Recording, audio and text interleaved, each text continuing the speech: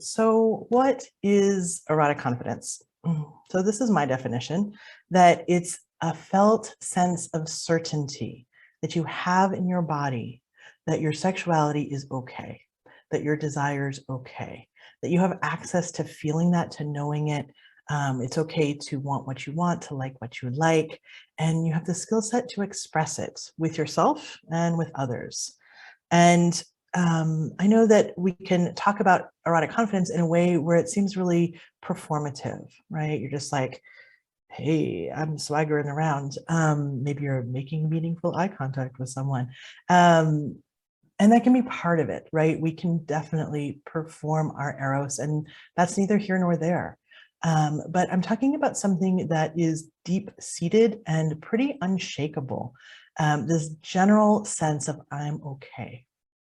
And when I think about what do I feel like when I feel erotic confidence, it's that sense of feeling really good in my body, right? I feel really present. I feel really alive. I feel um, responsibly deserving of goodness and pleasure.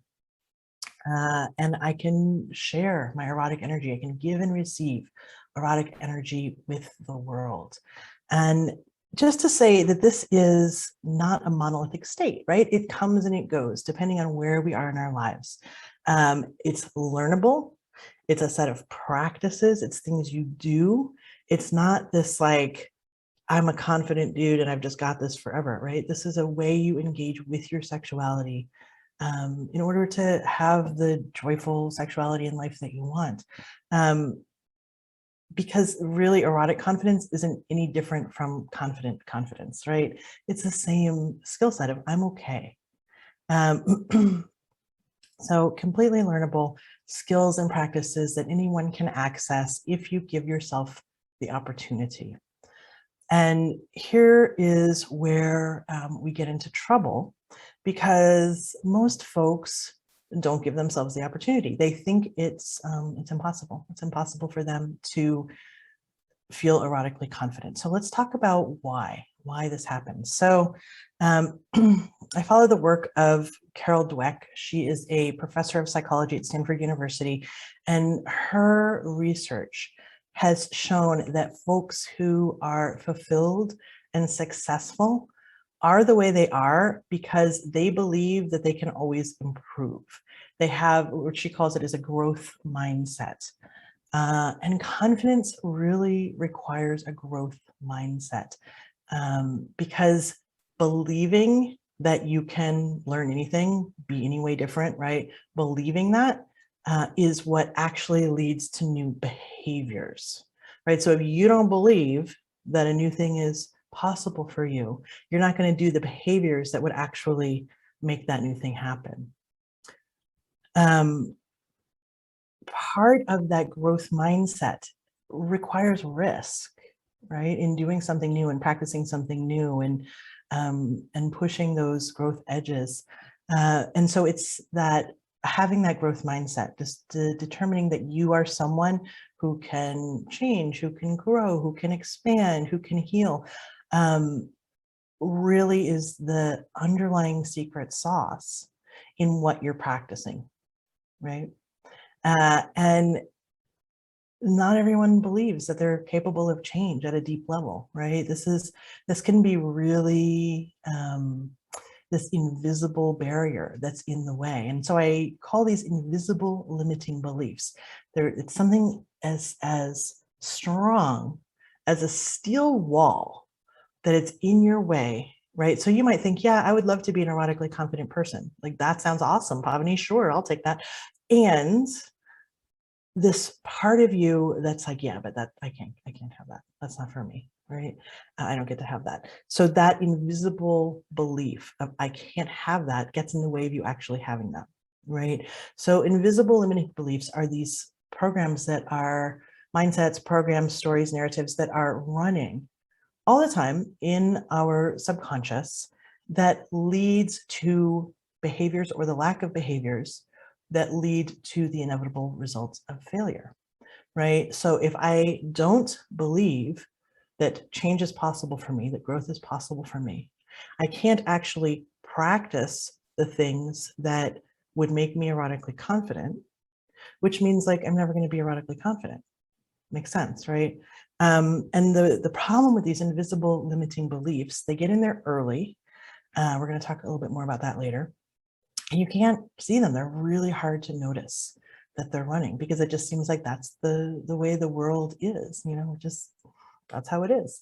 And until you actually uncover what these are for you, what your invisible limiting beliefs are about your sexuality, you actually can't really make sustainable, lasting change. So we're going to just do a little exercise to help you see if you can get at some of these so that you can identify them of like, oh yeah, I do notice that I have these underlying invisible and limiting beliefs. So if you would grab a piece of paper and a writing utensil, you can also do it on your phone. And number 1 to 6. Make a list with 1 to 6.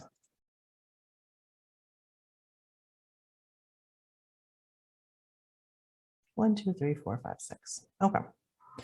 And once you have that, what I'm going to ask you to do is for each of these 6 statements that I'm about to say, I'm going to ask you to give yourself a ranking from 1 to 5. 1 being that is completely untrue, and 5 being that is completely true for me right now. Okay. And you can be on anywhere you want on this spectrum or anywhere you notice. All right. So just take a breath here. I'm going to see if we can get at some of these invisible limiting beliefs. Number 1, I'm not sexy. Just say it out loud. See, where are you on the scale of 1 to 5? Completely untrue, 1, all the way up to completely true, 5. Just write down your answer.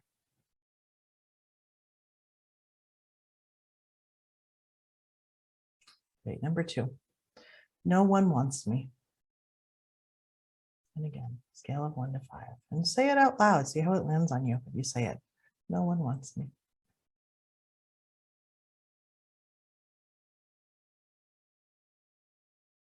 Number 3, this is never going to change. There's that lack of growth mindset, right? Again, on a scale of 1 to 5, where are you? This is never going to change. Completely untrue, completely true, anywhere in between.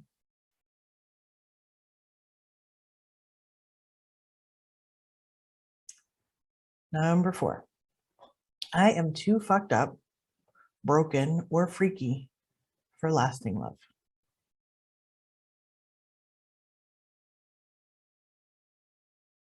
1 to 5, where are you?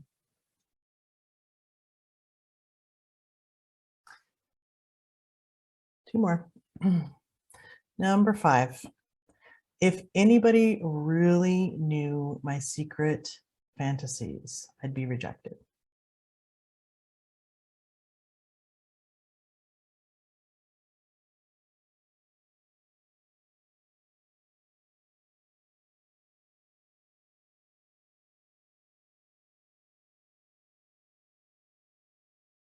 Right. And number 6, even though that erotic confidence course might work for other people, I already know it won't work for me.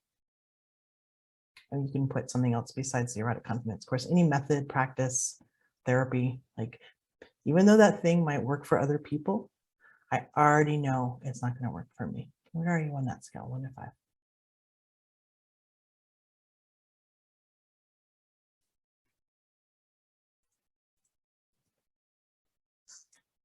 Great. So let's take it to the chat. Any invisible limiting beliefs that you uncovered? Like, what did you learn? What did you notice in that exercise? Just go ahead and drop it in the chat. I'm going to read them out without your name.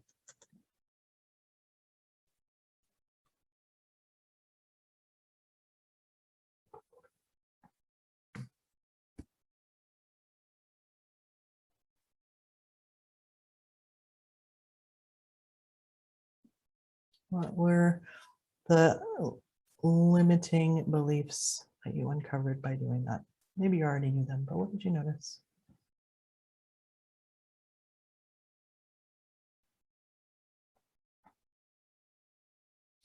Even being in a relationship, I can still feel no one wants me. Yep. It's painful to admit the answers that pop up uncensored. I'm glad that you could see them. That's great. The lasting part of question 4 stood out.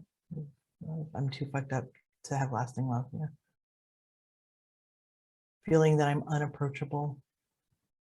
What else?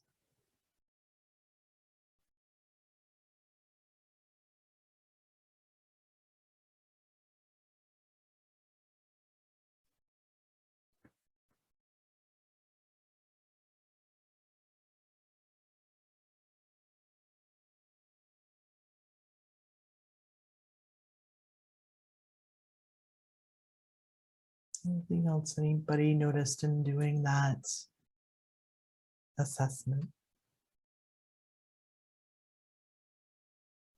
Okay. My sexy isn't other people's version of sexy. Yeah. Yeah, I know that one. Yes. There's some resonance in the group. Great.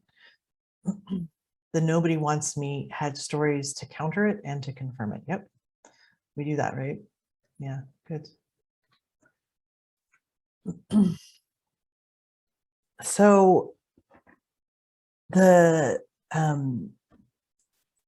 one of the fun parts about my job is that as I'm preparing curriculum or preparing for these webinars, like I'm actually doing the things, right? I'm looking at all my own stuff. I'm doing all the practices that I'm suggesting that you do. And that's pretty fun. And one of the things that that comes up for me personally, and also for every client I've ever worked with, is the fear of rejection, right? And it's hard to get at this piece of it because we're so biologically hardwired, right, to have connection. We need connection in order to survive. We need to belong in order to survive, right? And so, obviously, we know this intellectually, that even the most erotically confident person in the world is going to hear no sometimes, right? It's a numbers game. But we're scared of rejection for a really good reason. And that's because being rejected equated in our ancestral past with getting kicked out of the group, right? Of not belonging and not being able to survive. And so it really makes sense that fear of rejection is this deep fear. I heard recently that it was the deepest fear humans have is the fear of rejection, right? And that fear of public speaking, which people often talk about, is actually part of fear of rejection, which I thought was fascinating. And so you want to be, really thriving in your life, and you want to be really proactive in your life, and you want to be asking for what you want and advocating for yourself, and you want to be creating a really thriving life.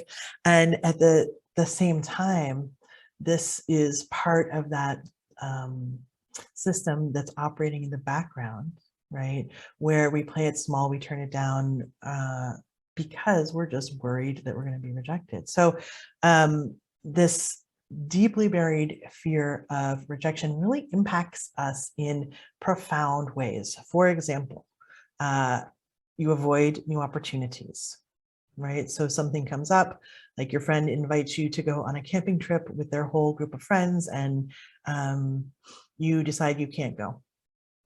For whatever reasons, you decide you can't go. But like underneath that, you sense this niggling fear of, oh yeah, I'm scared of that, right? I'm hesitant to reach out to new people.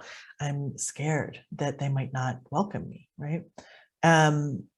Another way that fear of rejection impacts you is that you're performing yourself, your life, right? But inside you're really worried about being found out. This is called imposter syndrome. And this is just a classic fear of rejection impact, right? You don't feel safe enough letting the real you be seen and known, right? You have to give a facsimile of yourself. The third way that you're really impacted by your fear of rejection is just not speaking what your needs are, not standing up for your boundaries, not saying what you want in this like really clear, communicative and adult manner. Maybe it comes out sideways, maybe it doesn't come out at all, maybe you get really placatey. And in fact, that's another way that you know you're being impacted by fear of rejection, is trying to please everyone, right? Trying to make sure everybody is happy with you, making yourself more palatable so that you won't be rejected, fitting in.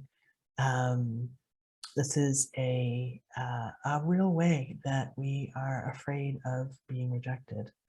And one of the most painful impacts of this fear of rejection is pushing through your own boundaries, right? In order to be accepted, in order to be a go along guy, right? You push through your own boundaries. You say yes when you really don't want to, you mean no.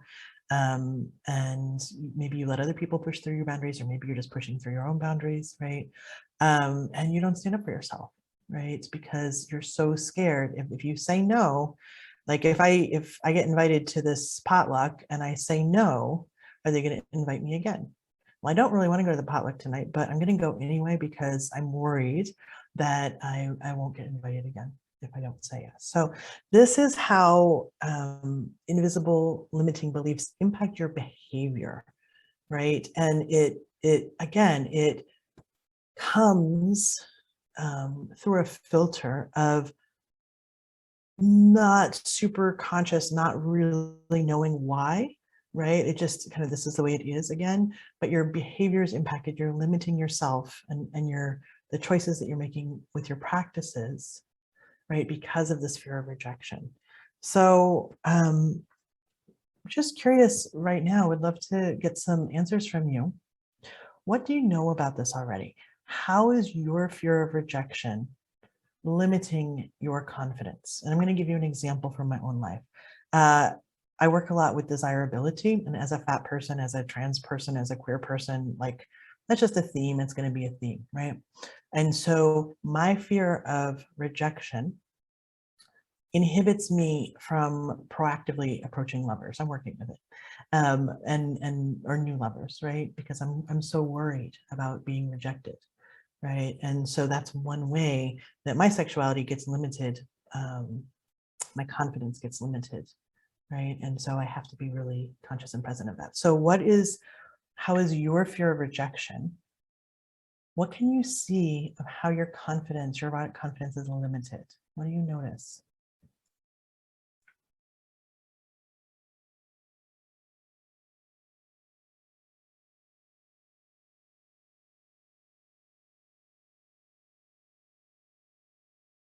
Let's go ahead and put your answer into the chat.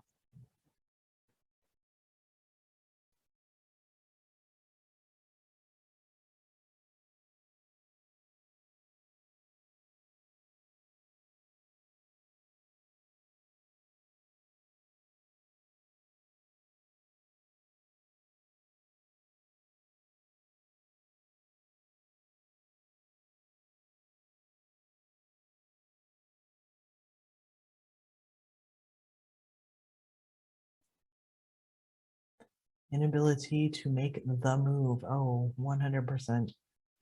Yeah. What else?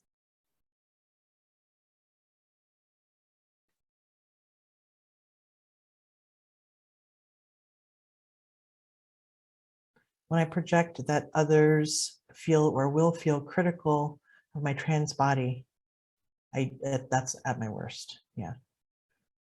I get frozen by fear that I'll be mocked or ridiculed. Oh, that is such a terrible feeling, right? That fear of ridicule, humiliation. Yeah. What else?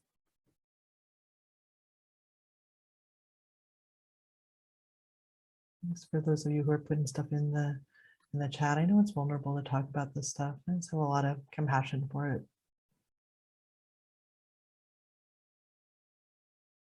Saying yes when I'm not sure, or even saying yes when I feel a no. Yeah.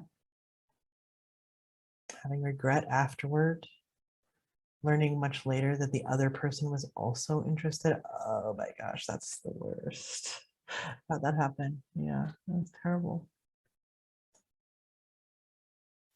Yeah, so last week I was speaking about rejection resilience.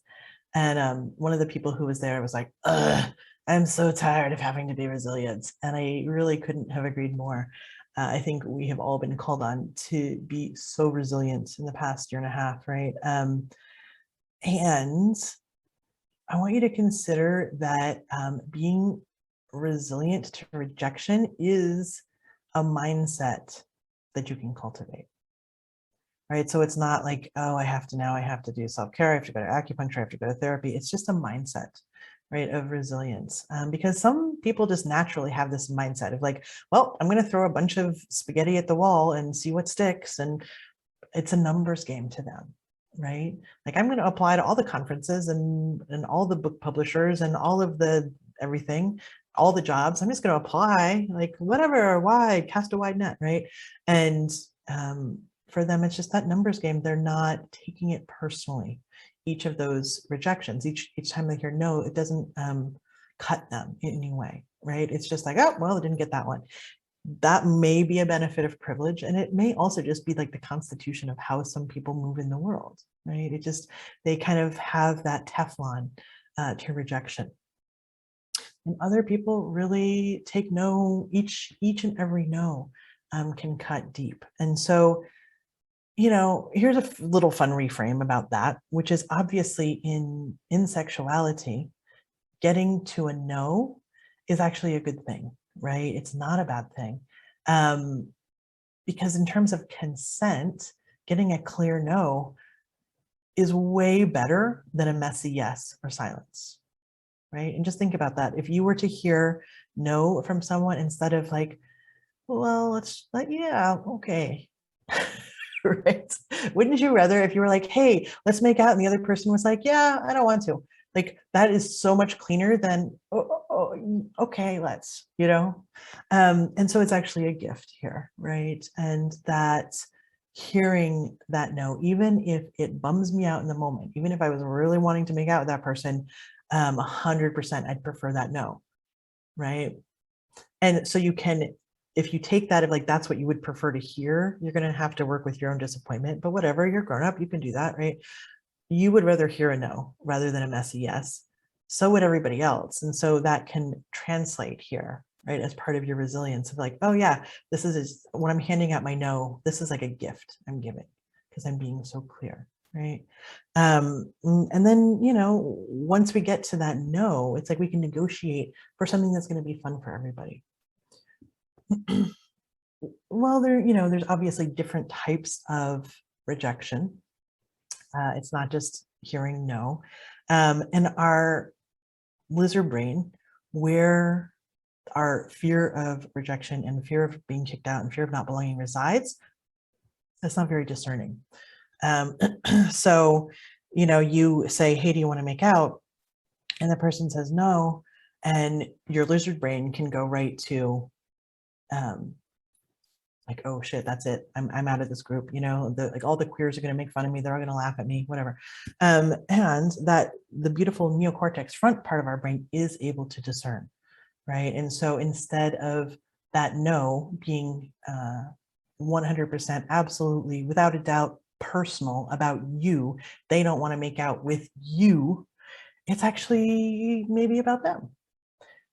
So I'm going to tell you a story. I've been talking about this guy a lot. So 6th grade, I'm 12, and I get this crush on Jeff Rink, and like he's so cute, and he's really sweet, and he's really like he talks to me, he calls me, and I work up my courage, and I practice. I know, right? I practice asking him out to go with me. That was what we called it. And practice with my best friend, practice. And then I run into him in the hall, and I can remember the hall, the 6th grade hallway, like the carpet tiles, the like 80s painting on the wall, the smell of it, like it smelled kind of like bubble gum and pee, like the texture of the carpet, like I can remember it in such vivid detail. So I run into him. I'm going out for a drink at the water fountain. I run into Jeff. I'm like, cool, this is the moment we're alone in the hall. And I'm like, Jeff, do you want to go with me? And he's like, no way. Right? He could have just said no. He could have said no, thank you. He could have said no, I don't want to, but instead he chose no way. And that way, oh my gosh, like it cut so deep, right? I mean, first of all, it taught me a lot about how to say no and respect the humanity of someone else, right? Like, no, thank you. But that early hurt, right? Getting rejected like that, it really set the stage for a lot of invisible limiting beliefs about my desirability, about asking for what I wanted, letting people know I was attracted to them, right? So those early hurts really of rejection really can set narratives that last a really long time and just are like, there they are. And our memories, right, actually make it harder for you to be in a growth mindset. So the way that we interact with the world, and you know this, right, is based on preconceptions about what will happen, how we'll be treated that come out of our previous experiences, right? And so for me, that no way, it created a lot of shame, it created a lot of self-blame, it created a lot of stories, it created a lot of yuck. And I based my future experiences on my memory, right? So in my memory, like my memory told me, well, that's the way the world works. Therefore, that growth mindset of like, oh, this could be different for me, or I could learn to do this, or like that was his whatever, like none of that, right? And so this is why the story of Jeff Rink does not stop here, because as I've been studying rejection and resilience, one of the things that I have learned is always ask why.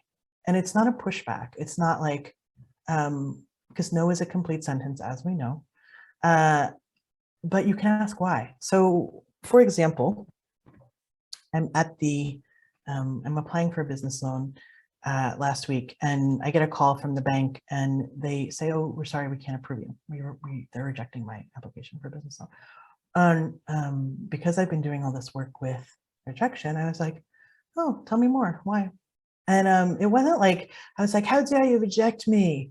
Like, I deserve this loan. I was just like, oh, tell me more, right? And then she told me more, and I was like, oh, you're actually missing crucial pieces of information that you based your decision on. Would you be open to me sending you those pieces of information and reconsidering?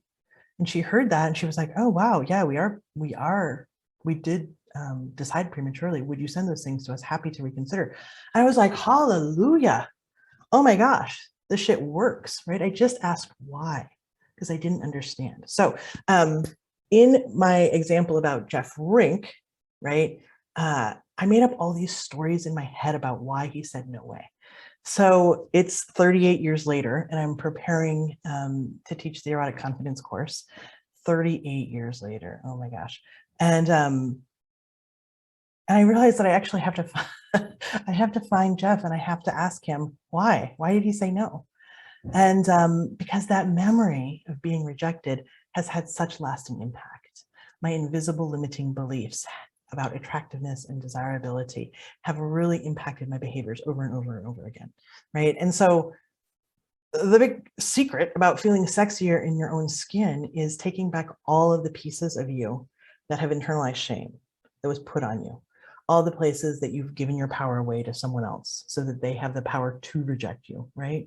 And I realized that like I had done both of those things, which I had internalized the no way, the way part of that, right, as shame, like I did something wrong, and given him the power to reject me. So anyway, so I wrote to him. I found him because it's the future and we have the internet, and I found Jeff 38 years later, and I wrote him an email and I said, you know, hey, why'd you say no? It was crazy because I was shaking as I wrote it. My hands were sweating. I was really worried about it. And then I was like, whatever, I haven't seen this guy in 38 years. Like, it doesn't matter if this lands weird for him. This is about me. And so I pushed send.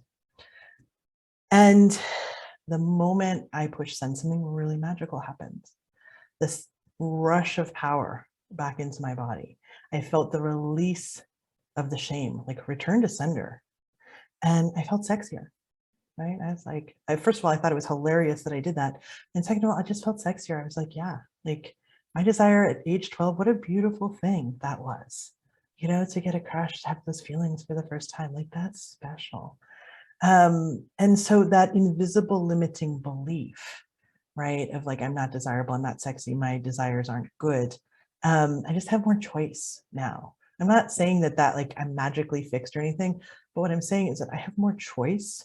I have more choice to see those invisible limiting beliefs and then to take different action, because the different action is going to get me the different outcome, right? That's resilience. That's that growth mindset. Doing whatever it takes to be your own ally, to stand up for yourself. So do me a favor, write in the chat the name of the person, their name, you can just be their first name or their initials if you want, that you would write that email to. And we're going to read them out.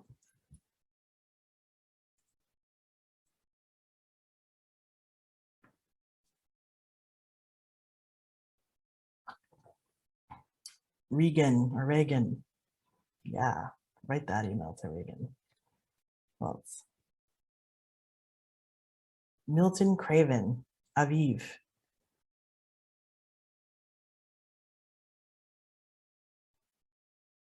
Who else is getting emails this week? Billy D. Oh, I feel so protective of y'all as you're putting these names in the chat. Like, I want to tell Billy D what's up. I want to tell Milton, that wasn't cool. Chris.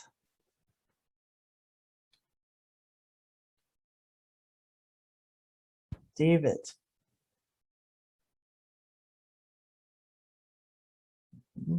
Good.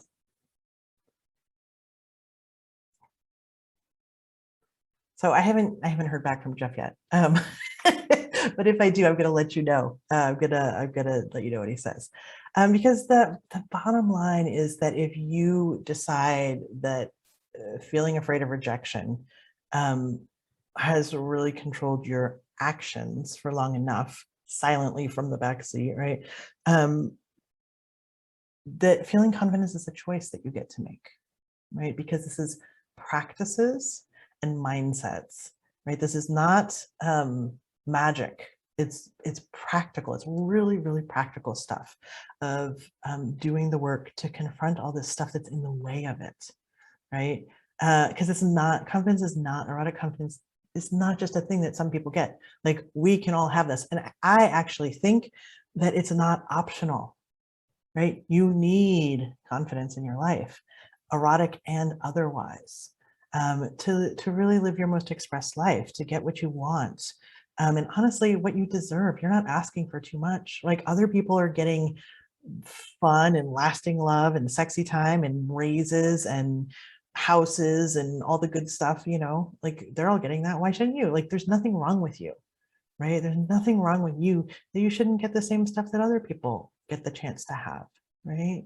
And but that the beginning thing is really just adopting that growth mindset of like, it is possible if I'm willing to do the hard work of this, right? It's not a miracle cure, but if I'm willing to do the hard work of this, it can be available for me. That's the big secret.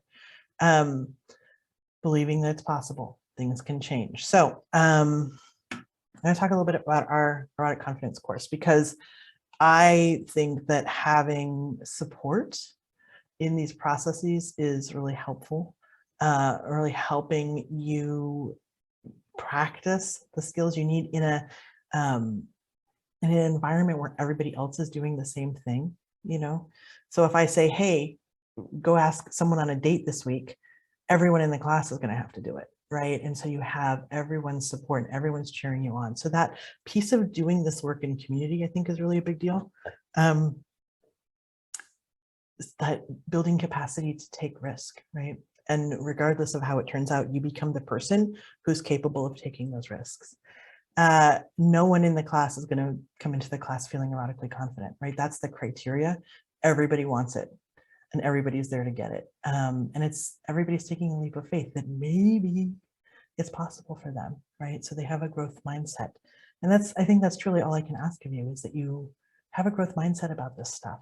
And the course is set up as a really practical, fun, playful, incremental. So you're taking incrementally more risk and steps, but really practicing so that by the time you finish, you have practice in being erotically confident. You haven't just read a book about it. You've gone out and you've done some shit and you've gotten some data and you've iterated and you are really practicing that growth mindset at the same time. And I think the other thing is that you get to be held in my container. You get to be in my care as you navigate through this, towards being someone who's really full of their erotic power and confidence. And I like to think about, like, when I'm trying to get myself into that growth mindset, I imagine like who I might be, if I had that thing. And so just imagining that you are on the other side of this, like the way that you are in the world, like walking into a party. Imagine it's like walking into a party and feeling like, yeah, I belong here. You don't know anybody in the room. I belong here. I can make connections here. I can introduce myself to someone and ask them about themselves and like be really present with them. Maybe I even ask them to connect further and get a coffee. I can talk to my lovers about sex. I can initiate sex, right? When I'm with my beautiful playmate during sex, I'm not in my head. I'm just like really present and being able to, I don't have to know what I want. I can just be in the moment with them and we can co-create something that's really fun for everybody, right? So instead of ruminating about like, what am I going to do? What went wrong? You get this sense of really unshakable. I've got me. I can pick myself up. I can dust myself off. Fuck you, Jeff Frank, at 38 years later. Because confidence is really the thing that enables a good life, right? It helps you in all the ways, like intellectually, socially, professionally, sexually, relationally. So that's the spiel about the course. It starts in September. I really hope you'll consider being part of it. It's going to be a really sweet and potent group. And I'm going to give you the next step right now, and then I'll give it to you again at the end. So you fill out some questions and you schedule a time to talk with us, and we just see if it's a good fit. And if we think we can help you, then we'll invite you into the course. And if you need other resources, we'll point you in those directions. So there's no obligation, but do this, take this step, fill out this form, schedule a time to talk with us. It's like 15 minutes. You're sure to get some insight out of that conversation. And yeah, so do that. So the rest of the time that we have together, we have about 18 minutes. I'm going to give you my full attention for your questions about anything that I've said, anything that we've talked about, anything that's up in your life around erotic confidence. Take a moment here, drop into your body, feel into yourself. Like what do you need right now? What do you need to know for your healing and for your confidence? And so just asking that everyone who came, if you want, submit a question. I'd love to hear from everyone. And it's okay if you don't have one, but I think it's nice as a community to really share our questions. Where are we, right? Because our questions indicate where we are. So, and I'll answer the best I can. So keep the questions coming and let's do that.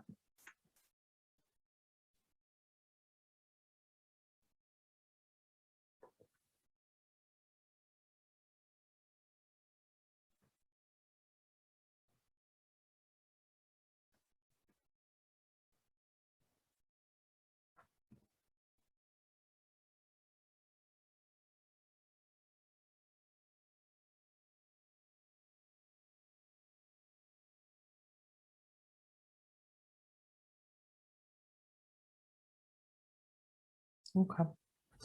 Here's a question. I'm interested if you have thoughts about nurturing confidence in sobriety when it used to be something that would be lubricated with alcohol. Thank you for this question.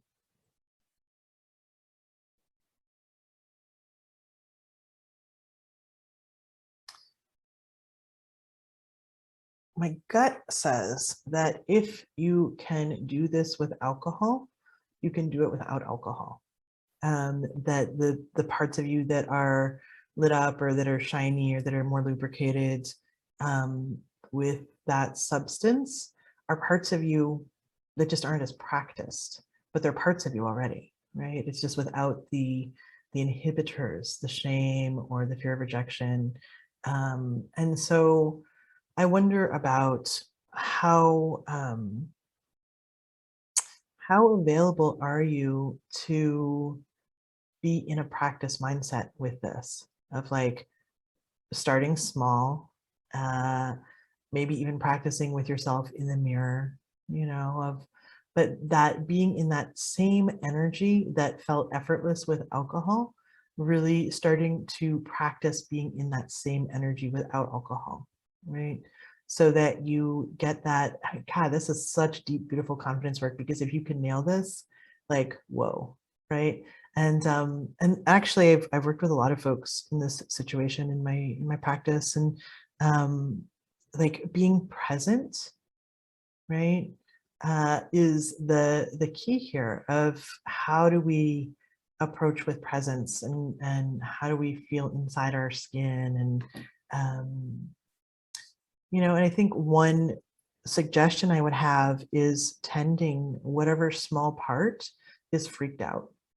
So if it is fear of rejection, if it is shame, those are the two big ones. But um, the part that says like this isn't okay, or I'm scared, or I'm gonna be rejected. Like, how do you just be so sweet with that part? How do you just love up on that part and be like, oh baby, I know that it was really scary and you're scared from 6th grade, and like alcohol used to, and now we're having to do it like this, and like, and it's okay. I'm here. I'm present with me, right? And no matter what happens, I'm just moving towards being that person who does that. Doesn't matter what the outcome of this situation is. Like, take the stakes down a notch. That would be my thought on that. Thanks for that question.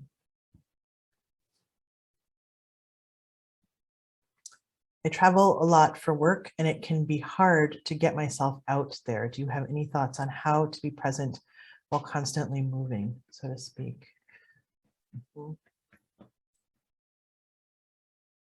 Let's see.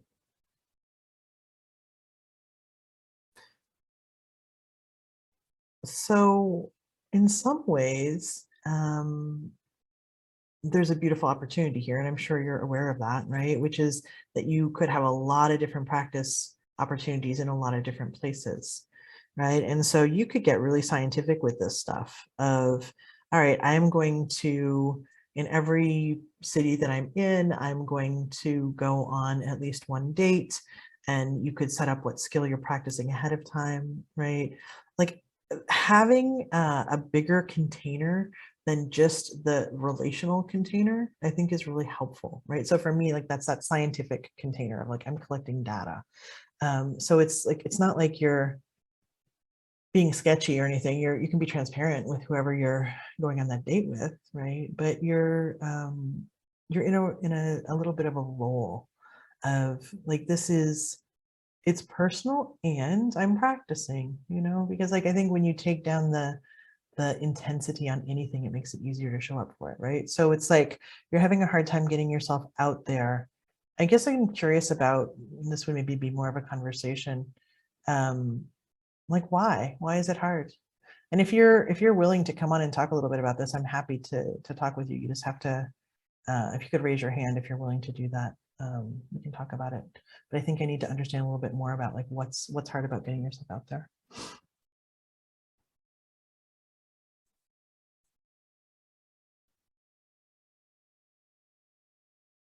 Cool.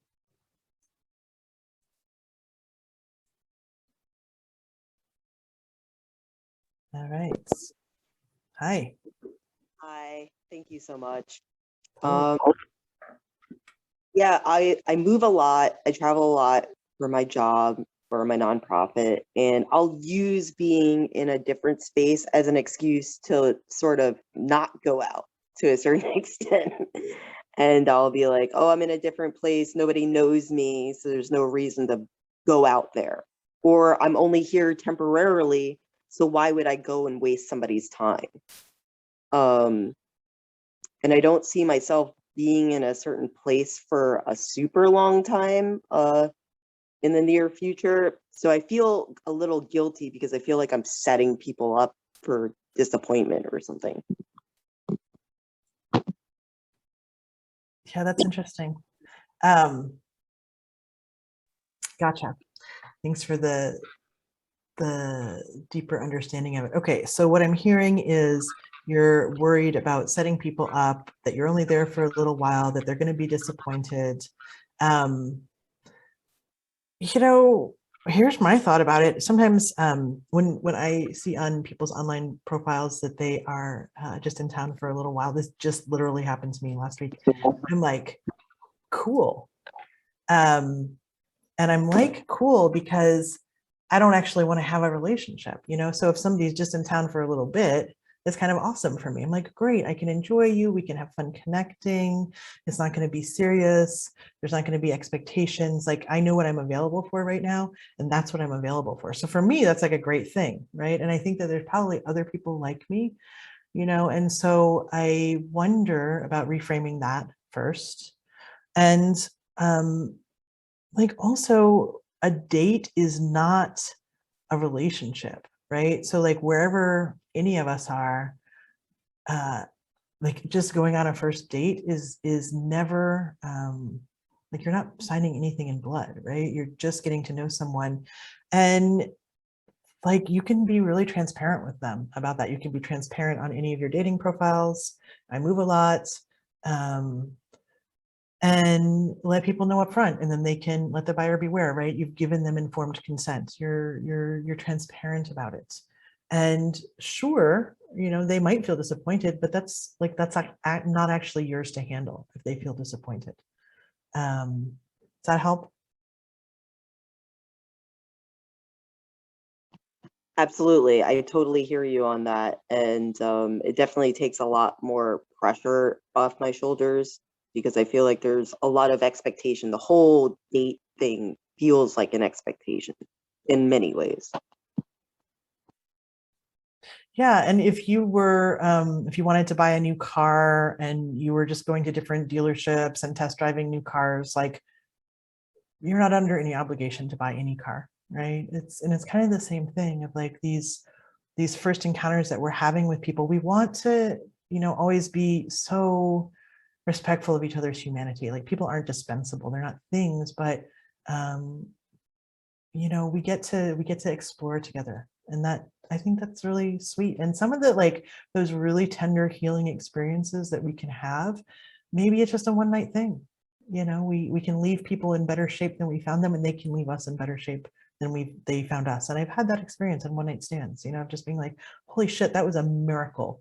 That was like exactly the right thing. So I just want to suggest, like, yeah, don't take the responsibility on, it's not yours. And um I think it's a beautiful thing what you might be able to offer someone. So thanks for that. I'm gonna move on to the next.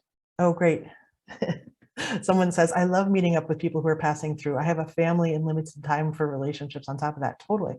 Yeah, great.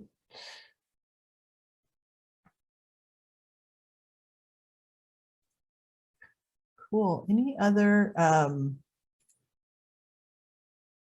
questions that folks have that are coming up?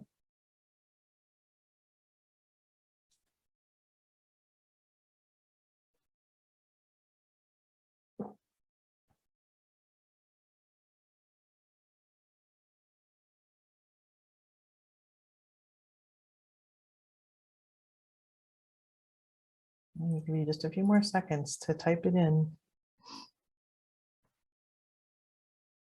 So this is your moment.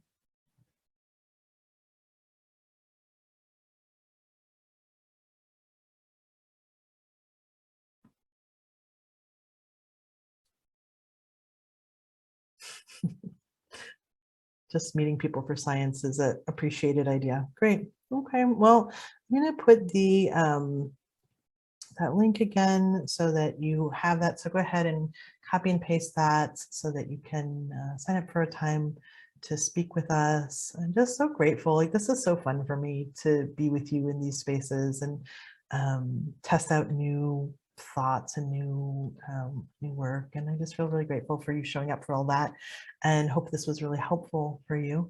Obviously we're a very small queer trans owned company, and tell your friends about us. It makes a huge difference.